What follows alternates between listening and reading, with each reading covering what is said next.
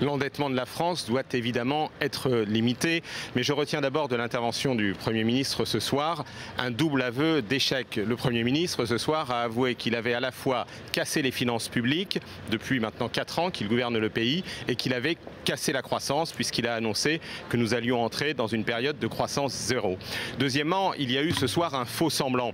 Derrière la réformette de petites mesures fiscales qui a été annoncée, on ne peut pas cacher l'arbre des sacrifices qui vont être en fait endurés par les Français, puisque sur les 11 milliards de suppression budgétaire pour l'année 2012, l'essentiel seront supportés en réalité par les ménages, par les Français, et il n'y a que 200 millions qui concerneront cette fameuse micro-taxe pour les super riches. Je voudrais d'ailleurs souligner, en ce qui concerne la taxation des très hauts revenus et des très hauts patrimoines, que d'un côté, François Fillon maintient l'allègement de l'impôt de solidarité sur la fortune qu'il vient de décider et qui est un allègement qui coûte près de 2 milliards d'euros, et que de l'autre côté, cette taxe sur les très hauts revenus des super riches ne rapportera qu'environ 200 millions d'euros.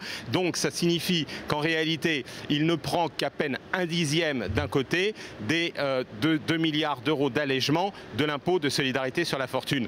Troisièmement, enfin, on le voit, il y a des mesures qui vont toucher très durement l'ensemble des salariés. Par exemple, la mesure sur les complémentaires santé, sur les mutuelles, va en fait toucher 3 fois plus durement les salariés que la taxation des très hauts revenus. Pour l'essentiel, les 11 milliards d'économies, c'est la poursuite de la casse des services publics, de la casse des moyens de la solidarité dans notre pays. Nous demandons, nous, et nous ferons des propositions dès la session extraordinaire de septembre, des mesures de justice fiscale. Le Premier ministre nous invite à la rigueur intellectuelle, il invite l'opposition à la rigueur intellectuelle. Je l'invite, moi, à mener une politique de justice fiscale.